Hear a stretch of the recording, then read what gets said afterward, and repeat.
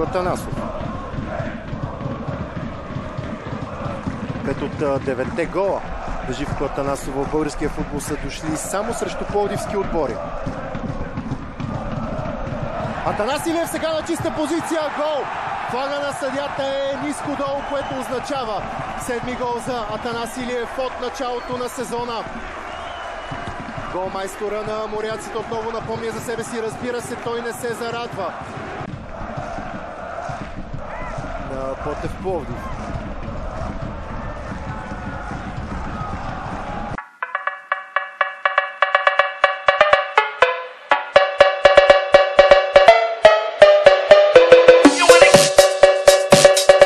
Петър Дебърлиев. Финални секунди от тази първа част. Грешка на Стефан Цонков. Петър Дебърлиев се притече на помощ. Ангел Бастунов с подаване към Сбун. Възможност за Хебър. Удар и 1-0. Дебютно попадение на Олекси Сбун. Любослав Пенев би трябвал да е доволен, защото неговият Хебър излиза напред в резултата. От ситуация пред вратата на Хебър, при която можеше да бъде отбелязано попадение буквално за секунди. Топката достигна до противниковото наказателното.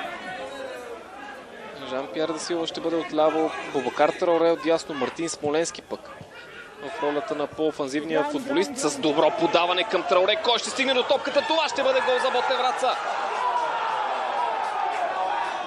2 от 4-те промени на Христо Янев донесоха изравнителното попадение в своите гостувания от началото на сезона. Добро движение на Траоре. Тук Петър Дебърлиев.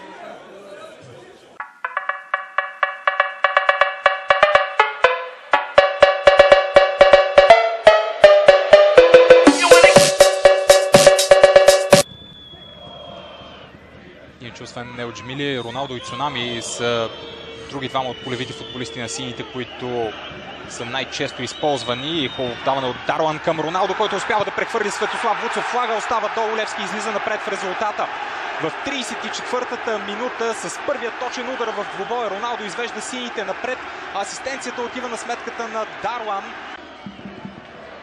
Със сигурност ще трябва да изчакаме да бъде потвърдено попадението и изчистена от Андриан Краев. Ъговите удари вече по 2, сега възможност за Левски да контратакува. Уелтън и Роналдо в предни позиции. 2 на 3 е ситуацията. Уелтън действа индивидуално. Уелтън в наказателното поле шутира. 2-0 за Левски, 54-та минута. Ситуация, в която Уелтън стартира от собствената си половина. Успя да се справи с противник на хубаво в наказателното поле. За отбраната на белите след статично положение, след корнер, Джавател Джемили успя да продължи топката към Уелтън. Той имаше и подкрепата на достатъчно бързия Роналдо. Да, и Керчев успя да се прибере, и Ертан Томбак успя да се прибере, за да пробва.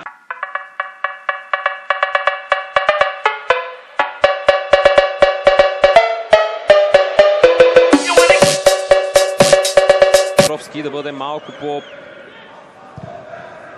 по-високо позициониран, близост до Иван Йорданов. Подаване към Тек Петей. Великолепно отиграване от капитана на Лудогорец. Минутата е 9-та. А разграчани вече имат и първия си повод да празнуват в днешната вечер.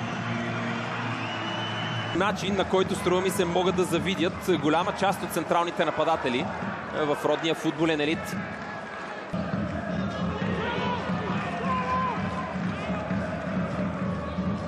Коренно противоположния полюс.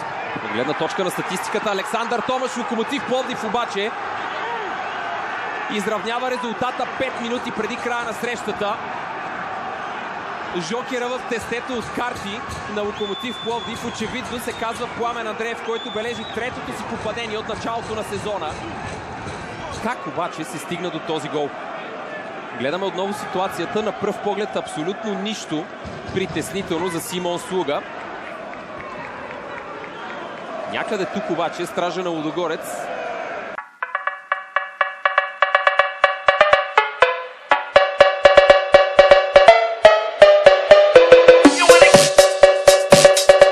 Гюзов. Опит за извеждащо подаване на Венцислав Бенгюзов. Той е добро. Борис Тютюков с шанс. Прехвърляне от страна на Борис Тютюков и Пирин повежда в резултата. Страхотно изпълнение на Борис Тютюков, който се възползва по възможно най-добрия начин от извеждащото подаване от страна на Венцислав Бенгюзов, и Халфът, след като в миналия кръг успя да отбележи победното попадение за своя отбор, сега се превръща и в асистент, а възхода на Пирин продължава. Радости за малкото привърженици на орлетата, които са пропътували разстоянието между Благоевград и Велико Търново. Още веднъж обаче цялото нападение. Няма абсолютно никакъв спор около редовността на позицията на Борис Тютюков. Няма спори около класата на неговото изпълнение. Юпа Бу. Извеждащо подаване към Кумано. Ще успее ли той да центрира? Прави го Борис Тютюков. Стреля 2-0 в полза на Пирин. Страхотна комбинация между играчите на гостите, която завършва с попадение във вратата на Етър за втори път в днешната среща.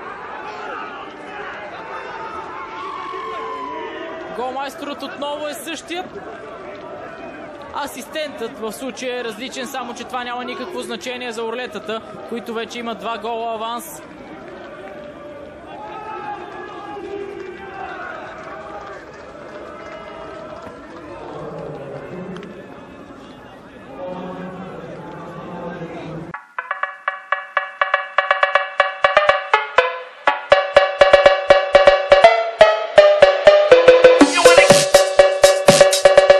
Резервната скамейка, така че поне през първото полувреме и докато Тилев е на пейката, Радослав Цонев ще бъде щатния изпълнител. Възможност за Арда и топката във вратата.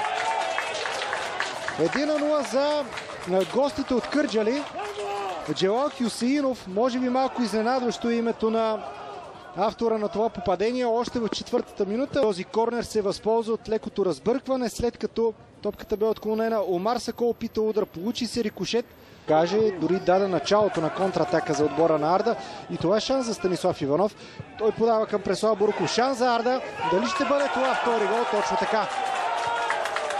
Преслав Боруков прави резултата 2-0 в 17-та минута.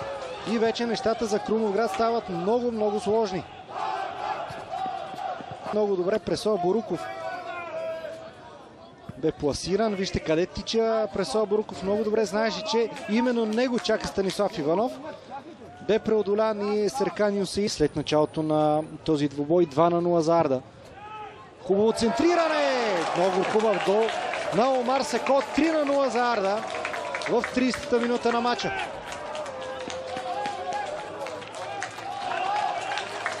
Още веднъж ще видим как много добре се освободил. Не дава никакви шансове на футболиста с номер 9 в синьо. Котев. О, каква грешка тук на капитана на Арда, която води до гол. Рапосо се възползва в тази 62-а минута и връща интригата в матча, тъй като вече преднината на Арда е само 2 гола. Но много груба грешка на Лъчезар Котев, който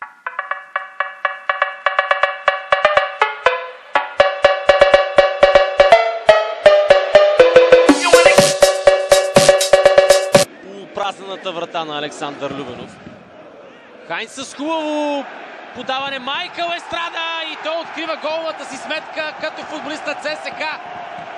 В 40-та минута червените повеждат в резултата от тази позиция. Майкъл Естрада, трудно да не кажа невъзможно.